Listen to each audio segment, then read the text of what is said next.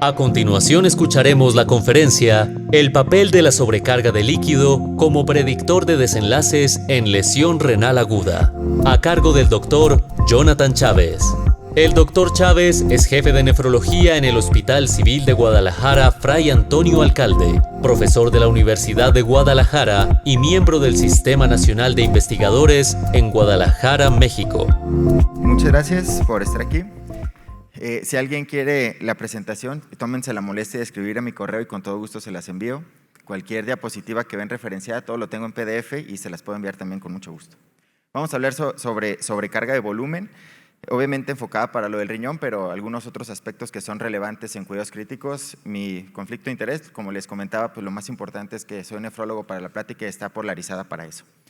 Bien, esta es la agenda. Vamos a hablar de efecto de la sobrecarga en función renal y muerte, los factores asociados a sobrecarga, cómo detectarla, cómo tratarlo con soporte renal y muy poquito de ultrafiltración, que es la plática que sigue, y sobre todo el gran impacto que tienen los pacientes en ECMO. Vamos a ver el efecto de la sobrecarga. Específicamente nos vamos a situar en la parte probablemente más tardía de la resucitación, en donde prácticamente se han hecho todos los esfuerzos, se ha reanimado propiamente, se ha optimizado y el paciente ya tiene sobrecarga de volumen. Conocemos cómo este órgano, el riñón, funciona similar para explicar la sobrecarga y el impacto negativo, como lo haría el cráneo y el cerebro, ¿no? Una cápsula de Gerota que necesita 16 kilos para poder romperla, así que la expansión del parénquima renal va a promover un evento similar a isquemia, pero no únicamente la presión intrínseca del riñón, sino también la extrínseca, por ejemplo, los síndromes de abdomen, el compartimental en específico, pero también todos los aspectos que importan en la sobrecarga va a hacer que de diferentes formas se expliquen disfunción renal. Una de ellas es lo de la fuerza de Starling. Recordemos que los principios básicos para las tasas de filtrado glomerular es esta, y está directamente influenciado la gran presión que va a haber en el intersticio para la reabsorción de agua y dilución de orina. Y además de eso, como si esto fuera poco, la gran inflamación que esto genera, en específico en el escenario cardiorrenal, puede ser únicamente explicado por la intensa inflamación que promueve el síndrome cardiorrenal, y esto pues sinergiza y acelera los demás procesos. Por lo tanto, la sobrecarga volumen tiene un profundo impacto negativo en absolutamente todos los órganos, todos los sistemas. Únicamente en la imagen pueden apreciar en azul todos los órganos que se ven dañados, y me llama la atención cómo cosas que pudieran sonar irracionales, como las alteraciones neurológicas únicamente por sobrecarga de volumen, y cosas que vemos mucho más en la clínica cotidiana, como las alteraciones hemodinámicas. Bien, comentando esto, ¿qué es sobrecarga de volumen? Esto, aunque nos suene nuevo para nosotros, no tiene tanto tiempo que se conoce, y todo fue derivado del estudio FACT, en donde pacientes que se reanimaban de manera liberal ganaban volumen en comparación a restrictiva, pero lo mismo fue visto en otros ensayos clínicos como el Alveoli, el ARMA, en donde prácticamente ganaban el mismo volumen, y por eso se llevó a la definición que si alguien gana el 10% de lo que pesa, es sobrecarga de volumen. Y de ahí estas asociaciones que les comento a mortalidad, pero no únicamente 10% es negativo, inclusive con menos de volumen, 5%, por ejemplo, tiene un profundo impacto en muerte, vean, se ve claramente la definición, y además, como les comento, las barras empiezan a crecer con 2.5 de ganancia en porcentual, así que no 10%, desde 5% podemos ver cosas negativas. No nada más en muerte, vean cómo la gran diferencia para el diagnóstico de lesión renal aguda. Recordemos que la creatinina se diluye, y cuando les voy a demostrar la fórmula, que es muy sencilla para hacer esta corrección ajustada al volumen, el gran problema de esto es no nada más que vamos a tardar más o menos un día en que si el paciente tiene mucha sobrecarga, dilatamos esa expresión de elevación de creatinina, lo que ya hemos escuchado de que es un marcador tardío, ¿no? Y esta es la fórmula que dice, en ejemplo, un hombre de 70 kilos, la fórmula de Watson para su agua corporal total. Este es un ejemplo extremo donde gana 15 litros en la hospitalización, y con la fórmula que ven aquí, no la voy a despejar por cuestiones de tiempo, si ese paciente que tenía 1 de creatinina gana 15 litros de volumen y su creatinina se va a 1.2, ahí no cumple para el criterio de KDIGO. Pero si hacemos esta fórmula de corrección, va a elevar a 1.6 y ya cumple para el criterio de KDIGO, pero no es lo relevante que cumpla para un criterio de definición. Lo importante es que ese paciente le va a ir como un KDIGO 1, con más muerte, más diálisis, más estancia y todo lo demás. Bien, y no nada más, bueno, en esta diapositiva estamos viendo la gran importancia de sobrecarga de volumen para mortalidad, y lo relevante de la imagen es que comparando contra otros puntajes que conocemos que predicen perfectamente mortalidad como SAPS, como SOFA, vean cómo la fuerza de asociación es mucho más para sobrecarga de volumen. Inclusive no nada más mortalidad, vean recuperación renal a largo tiempo, a un año después de esto. Prácticamente un tercio de los pacientes, la diferencia es de 2/3, disculpen, para el que no tenía sobrecarga con ese 10% con el que cumple. Inclusive, insisto, a largo tiempo, no nada más es que la corrijas, de hecho eso es irrelevante, que la corrijas ahora o no, obviamente es bueno, pero para recuperación renal viene siendo el mismo impacto negativo. ¿Qué factores se asocian a sobrecarga de volumen? Hay muchos. Uno de ellos, yo recuerdo cuando en 2012 Surviving Sepsis nos decía cómo PVCs altas, más de 8 era la meta, inclusive más en pacientes intubados. Y ven cómo hay una línea casi recta para la asociación de que tu lesión renal aguda persista. Mientras más PVC haya, es peor. Y hay hasta metaanálisis que han asociado fuertemente a la aparición de lesión renal aguda y mortalidad. Metaanálisis de 15 cortes. Esto creo que está muy, muy explorado. Así que, continuando con el tópico, esos factores que se asocian es utilizar solución salina, aunque sean diluciones. Vean la gran diferencia de dos estudios clásicos de sanos y pacientes posquirúrgicos que se utilizaba la misma solución, glucosada contra salina, y después de 3 días, a pesar de ser el mismo volumen, vean la ganancia que había. 3 días después, 590 mililitros más en sanos, pero vean en posquirúrgicos es aún más. Insisto, aunque hayan utilizado la misma cantidad de volumen. La solución salina genera esa retención de volumen que conocemos. Esto es importante, pero también es la asociación hipernatremia-hipercloremia por utilizar diluciones con solución salina al 0.9%. El riesgo se reduce prácticamente 50% si utilizamos una solución glucosada. Noten, para hipernatremia, para hipercloremia, y, importantemente, utilizar una glucosada al 5% no afecta el control glicémico, no tiene impacto en lesión renal aguda ni en mortalidad. Y prácticamente en mi hospital al menos, sé que no se ve apropiadamente, pero prácticamente todas las cosas que utilizamos en un paciente crítico se pueden diluir en glucosada. Entiendo que algunas no, probablemente no sea de su incumbencia saber exactamente cuáles soluciones, cuáles fármacos y todo no se pueden diluir en glucosada. Apoyémonos de farmacia. Yo lo que hago es que prácticamente todo diluyo en glucosada. Si hay alguno que no, ya farmacia me avisa que no se puede y lo cambio. Pero con eso pues ya ahorro volumen y evito hipernatremias y hipercloremias. Bien, ahora vamos a ir a ensayos clínicos que han demostrado cómo ahorrar volumen tiene un profundo impacto en lesión renal aguda. Uno de ellos es en donde aleatorizaron a pacientes a reanimar acorde al levantamiento de piernas. Ya saben cuál es ese concepto. Haciendo eso, si respondes a volumen, te pasaban fluidos. Así que a los pacientes que les pasaban fluidos por el levantamiento de pierna, se ahorraron, esto es muy importante, únicamente 1,300 mililitros de volumen. El número numéricamente suena poco, pero van a ver el profundo impacto que tiene 1,300 mililitros de volumen, porque prácticamente 2 de cada 3 pacientes iniciaba diálisis y no era así, y vean los días de ventiladores, prácticamente la mitad, con 1,300 de volumen.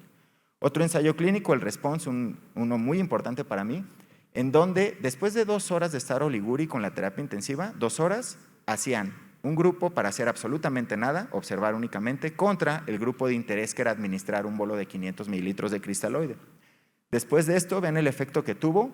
Bien, después de 2 horas del cristaloide orinaban más, pero bien, después de todo este tiempo, después de esas 2 horas era prácticamente nulo, la ganancia de orina es nada, es decir, ganas 2 horas para orinar más, después de eso nada, pero más o menos predispones a una sobrecarga de casi 400 mililitros más. Así que no tuvo ningún impacto en muerte ni nada más. Insisto, pues nada más sobrecargar a un paciente, ¿no?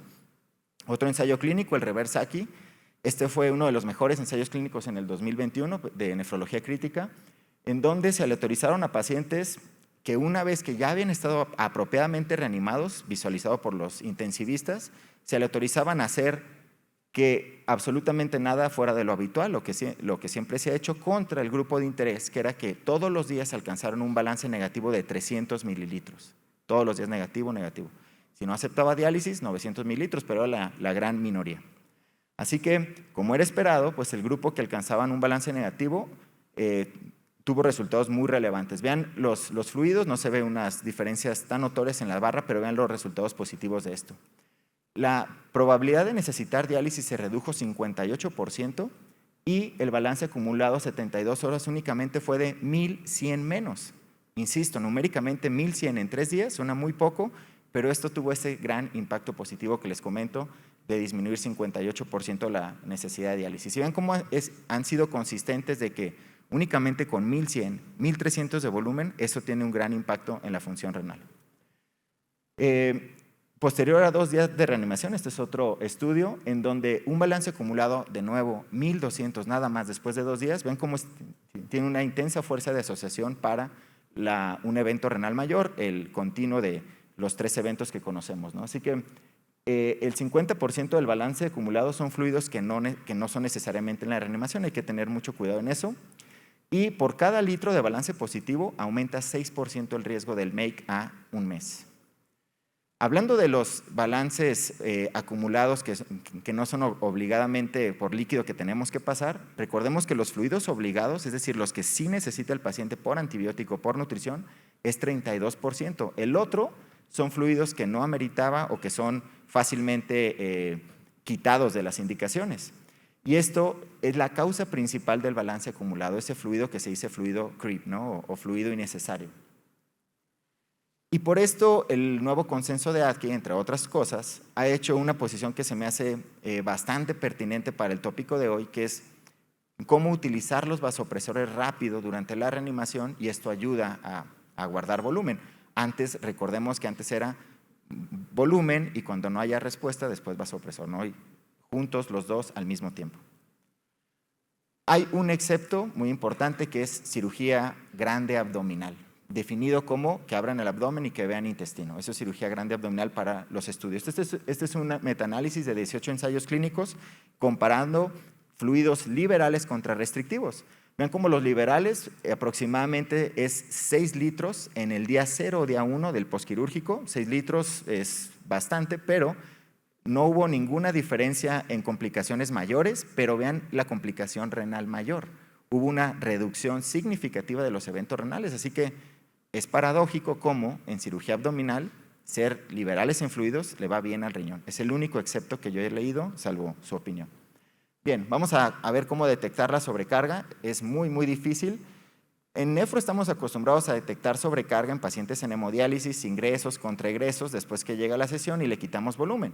Y queremos más o menos trasladar esto a la terapia intensiva, donde ingresos, contraegresos, yo no tomo pérdidas insensibles, algunos que sí, así que yo nada más sé lo que entra y lo que sale, lo que sé que entra y sale. Es muy difícil en la vida cotidiana.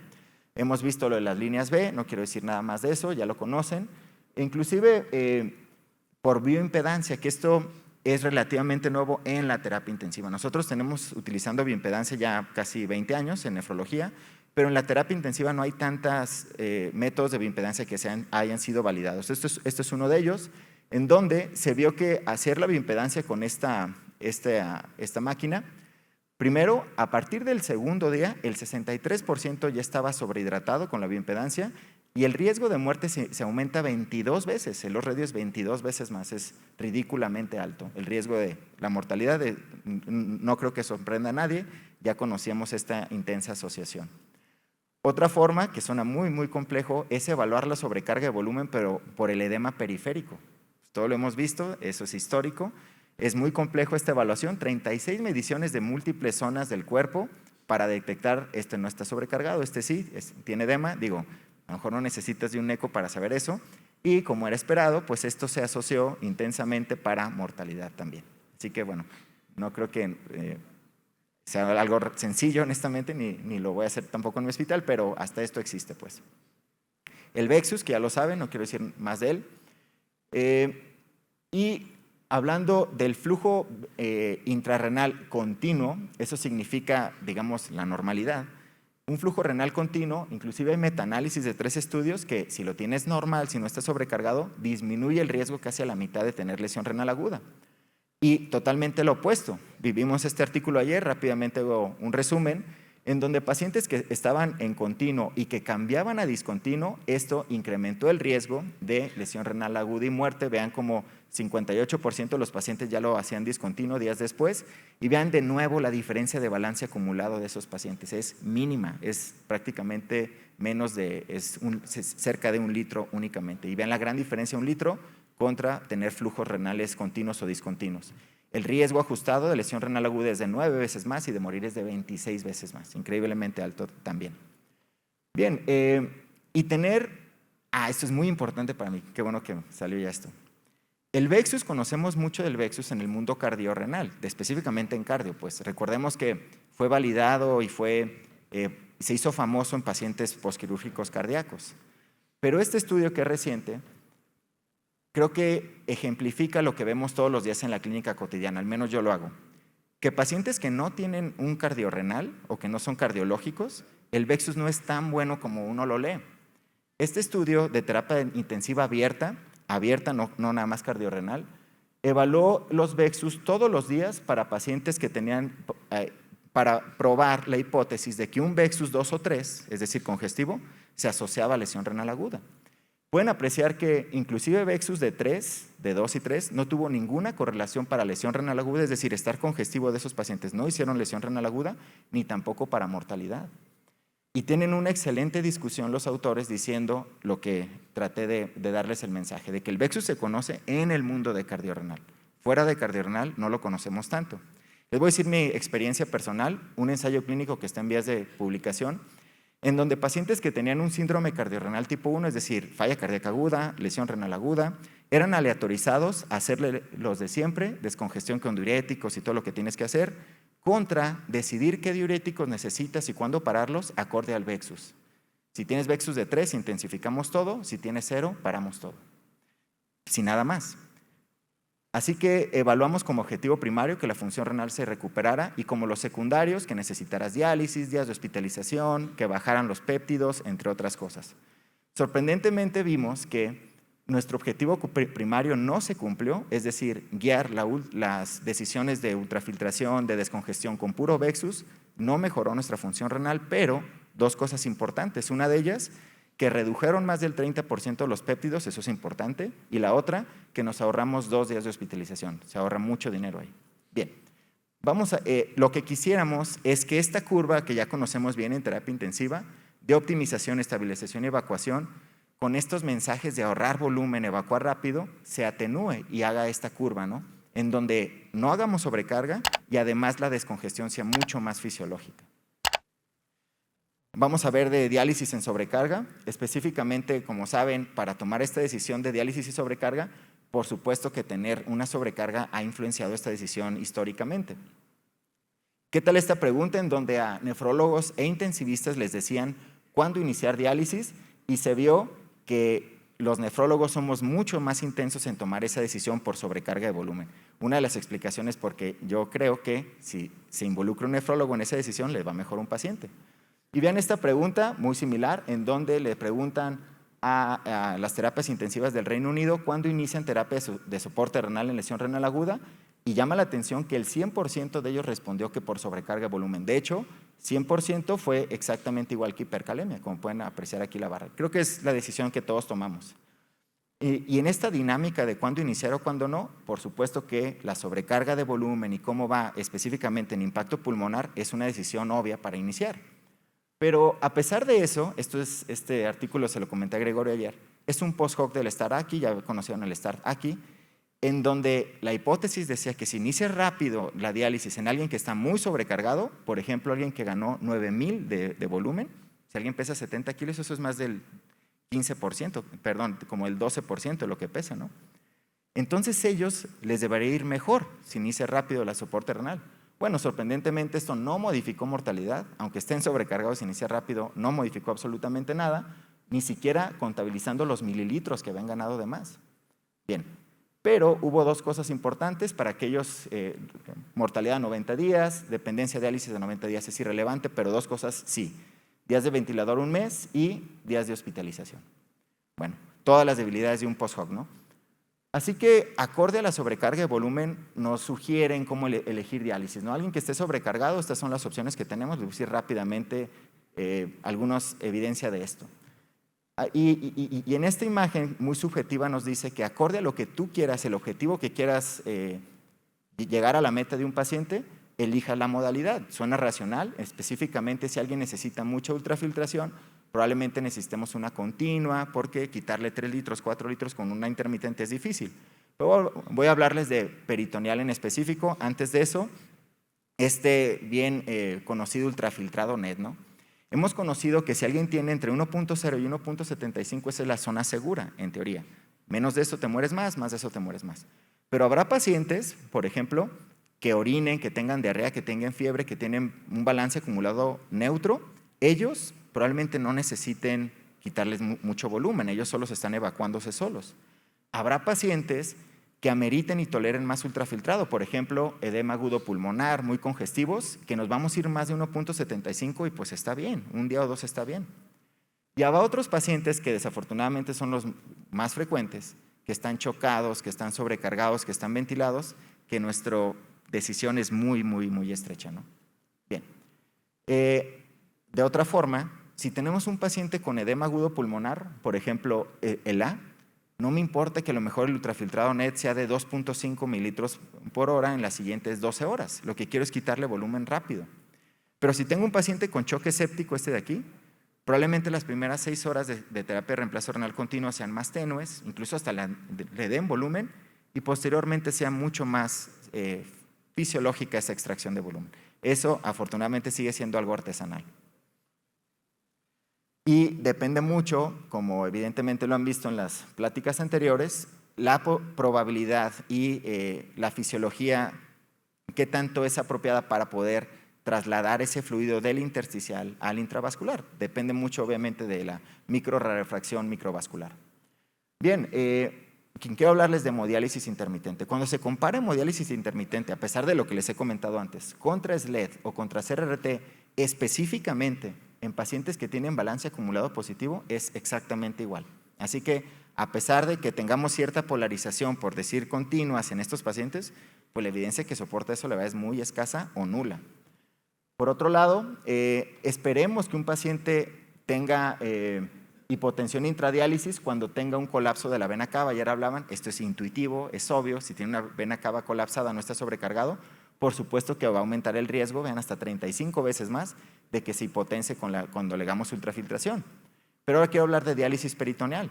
De nuevo, diálisis peritoneal, una excelente terapia para este tipo de pacientes. Vean cómo en esta corte eran pacientes muy, muy enfermos, los de las terapias intensivas. La corrección de uremia en el 100% se hace casi, corrección de acidosis, hipercalemia y sobrecarga de volumen en el 88% se logra. Así que se logra, es buena terapia, acostumbrémonos a utilizarla más, es continua además, obviamente por su naturaleza, ¿no? Hablando de continuas, el gasto urinario, hablando de sobrecarga de volumen, y la ausencia de sobrecarga es una buena indicación para el retiro. Vimos una clase hace poco de ellos, en una encuesta se vio que casi 1 de cada 3 intensivistas y nefrólogos decide quitar la terapia cuando orinas más, y cuando orinas específicamente más de 1 litro, casi la mitad dice es momento de retiro. Ya lo vimos hace un momento.